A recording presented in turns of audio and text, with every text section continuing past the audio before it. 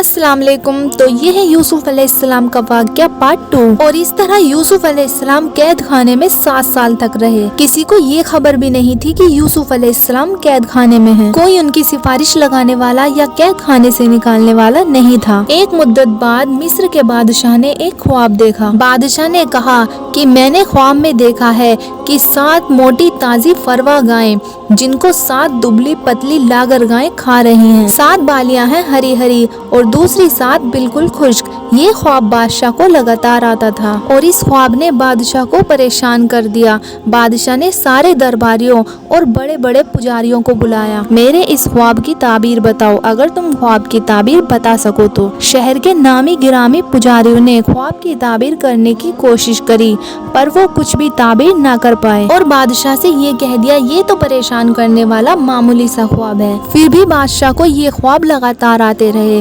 پھر بادشاہ کو شراب پلانے والے قیدی کو یوسف علیہ السلام یاد آئے کہ وہ خوابوں کی تعبیر کرتے ہیں۔ اس نے بادشاہ کو یوسف علیہ السلام کے بارے میں بتایا اور قید خانے جانے کی اجازت مانگی۔ پھر وہ قید خانے گیا اور یوسف علیہ السلام سے مل کر بادشاہ کے خواب کا ذکر کیا۔ تب یوسف علیہ السلام نے خواب کی تعبیر بتائی کہ اب جو 7 سال آئیں گے اس میں بہت بارش برسائی جائے گی اور فصل بہت اچھی ہوگی۔ تم 7 سال تک لگاتار گیہوں بویا کرنا اور فصل کاٹ کر اسے بالیوں یعنی چھلکوں سمیت ہی رہنے دینا۔ اس کے بعد 7 سال نہایت سخت قحط کے آئیں گے، تب تم وہ ذخیرہ کیا ہوا گیہوں استعمال کرنا۔ یوسف علیہ السلام نے صرف خواب کی تعبیر ہی نہیں بتائی بلکہ اس کا علاج بھی بتایا۔ جب یہ بات بادشاہ کو بتائی گئی تو اس نے یوسف علیہ السلام کو قید سے رہا کرنے کا حکم دیا، لیکن یوسف علیہ السلام نے انکار کر دیا کیونکہ وہ کسی احسان کے تحت رہا نہیں ہونا چاہتے تھے بلکہ اپنی بے گناہی ثابت کرنا چاہتے تھے۔ یوسف علیہ السلام نے فرمایا اپنے بادشاہ سے پوچھو کہ ان عورتوں کا حقیقی واقعہ کیا ہے جنہوں نے اپنے ہاتھ کاٹ لیے تھے۔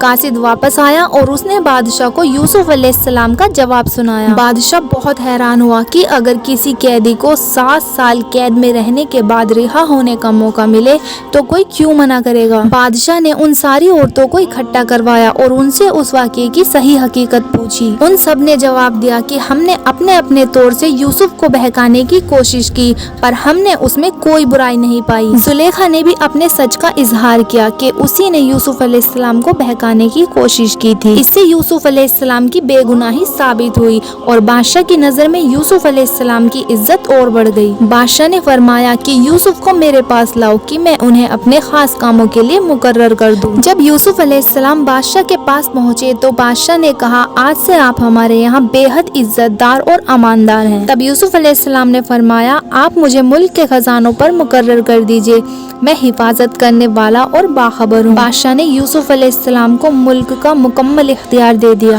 اور ایک وقت ایسا آیا کہ بادشاہ کو یوسف علیہ السلام سے زیادہ بھروسے مند اور عزیز اور کوئی نہ تھا۔ اس طرح ملک کے تمام معاملات یوسف علیہ السلام کے اختیار میں آ گئے اور خیر و برکت کے 7 سال شروع ہو گئے۔ یوسف علیہ السلام نے ان 7 سال خوب فصل اگانے کا حکم دیا اور ایک خاص طریقے سے ذخیرے کو چھلکوں سمیت محفوظ کروایا۔ پھر قحط کے 7 سال شروع ہوئے۔ اس قحط نے نہ صرف مصر کو بلکہ فلسطین وغیرہ کے علاقوں کو بھی اپنے لپیٹ میں لے لیا۔ اب کیونکہ مصر بہت خوشحال تھا اور یوسف علیہ السلام نے 7 سال گیہوں بچا کر رکھا تھا اس لیے لوگ مصر آنے لگے۔ فلسطین میں بھی قحط کی وجہ سے فصل ہونا بند ہو گئی اور یعقوب علیہ السلام اور ان کے بیٹوں تک بھی قحط کے اثرات پہنچ گئے۔ ان کے علاقے میں نہ فصل ہوتی تھی نہ غلہ ملتا تھا، ملتا بھی تھا تو بہت مہنگا۔ وہاں خبر پہنچی کہ مصر میں پرانی قیمت پر اناج مل رہا ہے، اس لیے قافلوں کے قافلے فلسطین سے مصر آنے لگے۔ یوسف علیہ السلام پرانی قیمت پر غلہ ضرور دیتے تھے پر اتنا ہی دیتے تھے جتنا ایک انسان کے لیے کافی ہو تاکہ تاجر لوگ مال اسٹاک کر کے مہنگی قیمت پر نہ بیچیں۔ اس لیے غلہ خریدتے وقت سارے گھر والوں کو ساتھ لانا ضروری ہوتا تھا اور اسی طرح یوسف علیہ السلام کے سارے بھائیوں نے مصر جانے کا ارادہ کر لیا تاکہ اپنے گھر کے لیے گیہوں لا سکیں۔ جب یوسف علیہ السلام کے بھائی مصر آئے تو یوسف علیہ السلام نے انہیں پہچان لیا لیکن ان کے بھائی انہیں نہیں پہچان پائے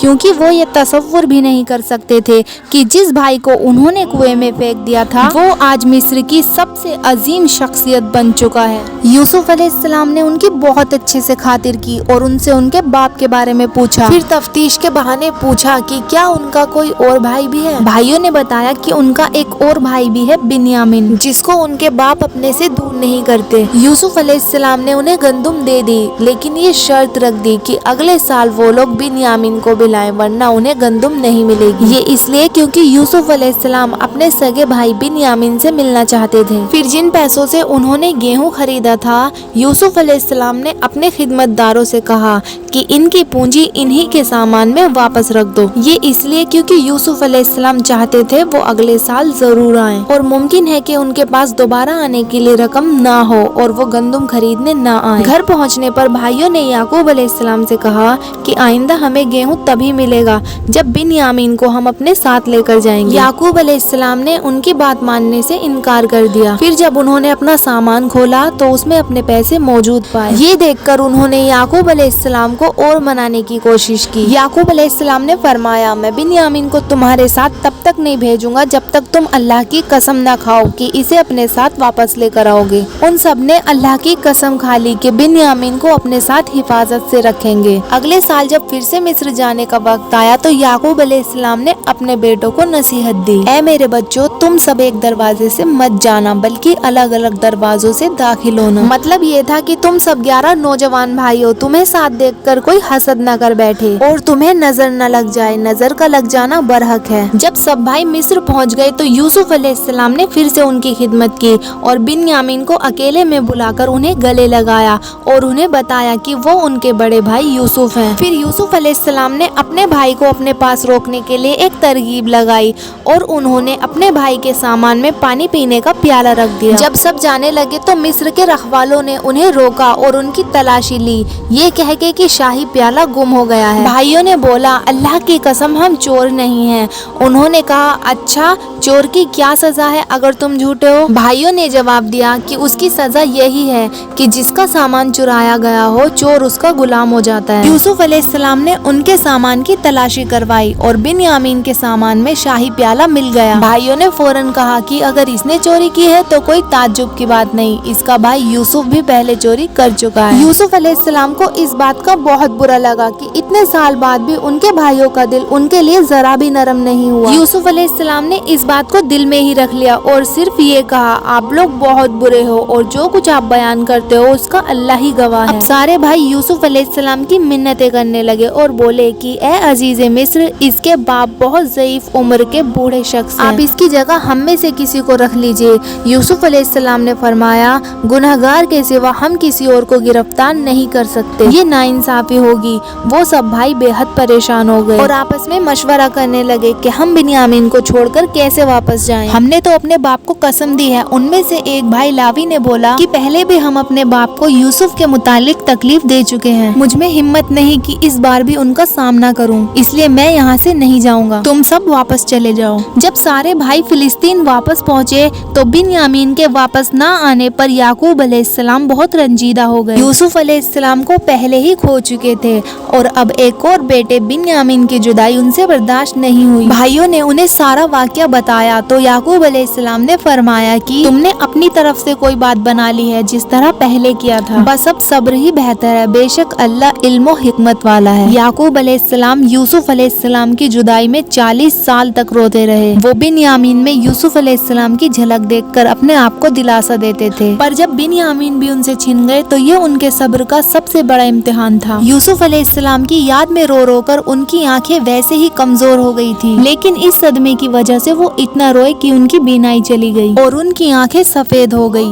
बिन्यामीन के ना आने पर उन्होंने बोला, हाय यूसुफ। ये सुनकर सारे भाई चिढ़ गए और बोले, आप हमेशा यूसुफ को ही याद करते रहेंगे, यहाँ तक कि आप जान ही दे देंगे। इस पर याकूब अलैहिस्सलाम ने फरमाया कि मैं तो अपने गम और तकलीफ का इजहार अल्लाह ही से करता हूँ और अल्लाह ही की तरफ से वो बातें जानता हूँ जो तुम नहीं जानते। याकूब अलैहिस्सलाम ने फरमाया, मेरे बच्चों, तुम मिस्र जाओ और अजीज़े मिस्र से बात करो और अल्लाह की रहमत से नाउमीद मत होना। वो सब फिर मिस्र पहुँचे और यूसुफ अलैहिस्सलाम से मिलकर कहने लगे, ए अजीज़े मिस्र, हमें और हमारे खानदान को दुख पहुँचा है, हमारे बाप बहुत बूढ़े हैं, आप उनकी ضعیف عمر پر رحم کریے اور بنیامین کو ہمارے ساتھ واپس بھیج دیجیے۔ یوسف علیہ السلام نے ان سے پوچھا، جانتے بھی ہو تم نے یوسف کے ساتھ کیا کیا تھا؟ بھائیوں نے حیران ہو کر پوچھا، کیا واقعی آپ یوسف ہیں؟ انہوں نے جواب دیا، ہاں میں یوسف ہوں اور یہ میرا بھائی بنیامین ہے۔ اللہ نے ہم پر فضل و کرم کیا اور جو بھی صبر کرے تو اللہ کسی نیک شخص کا اجر ضائع نہیں کرتا۔ وہ سب شرمندہ ہو گئے اور بولے، بے شک اللہ نے تمہیں ہم پر برتری دی ہے اور یہ بھی بالکل سچ ہے کہ ہم خطا کار تھے۔ یوسف علیہ السلام اس مقام پہ انہیں سزا دے کر ان سے بدلہ لے سکتے تھے، پر یوسف علیہ السلام نے انہیں معاف کر دیا اور فرمایا، آج تم پر کوئی ملامت نہیں ہے، اللہ تمہیں بخشے، وہ سب مہربانوں سے بڑا مہربان ہے۔ میرا یہ کرتا لے جاؤ اور اسے میرے والد کے چہرے پر ڈال دو کہ وہ دیکھنے لگے، اور اپنے خاندان کو میرے پاس لے آؤ۔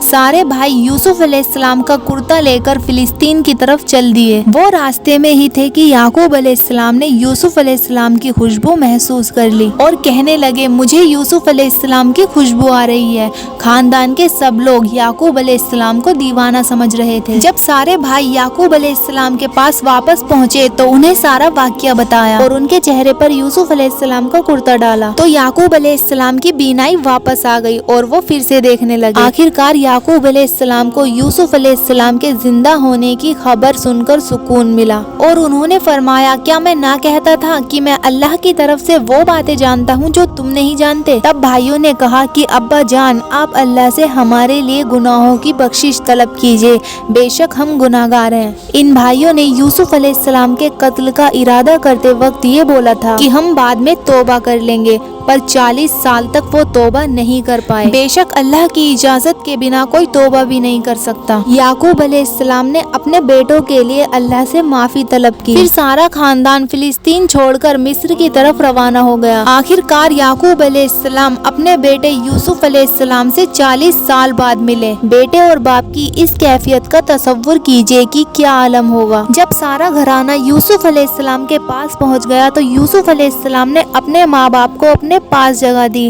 اور انہیں تخت پر بیٹھایا۔ یوسف علیہ السلام کی یہ شان دیکھ کر سب یوسف علیہ السلام کے سامنے سجدے میں گر گئے۔ تب یوسف علیہ السلام نے فرمایا، ابا یہ میرے بچپن کے خواب کی تعبیر ہے، میرے رب نے اسے سچا کر دکھایا۔ اللہ نے مجھ پر بہت رحم کیا اور مجھے مصیبتوں سے نکالا۔ میرا رب جو چاہے اس کے لیے بہترین تدبیر کرنے والا ہے اور وہ بہت علم و حکمت والا ہے۔ اے میرے پروردگار، تو نے مجھے حکومت عطا فرمائی اور مجھے خوابوں کی تعبیر سکھائی۔ اے آسمان اور زمین کو پیدا کرنے والے، تو ہی دنیا اور آخرت میں میرا ولی اور کارساز ہے۔ تو مجھے دین کی حالت میں فوت کر اور مجھے نیکوں میں شامل کر دے۔ تو یہ تھا یوسف علیہ السلام کا واقعہ۔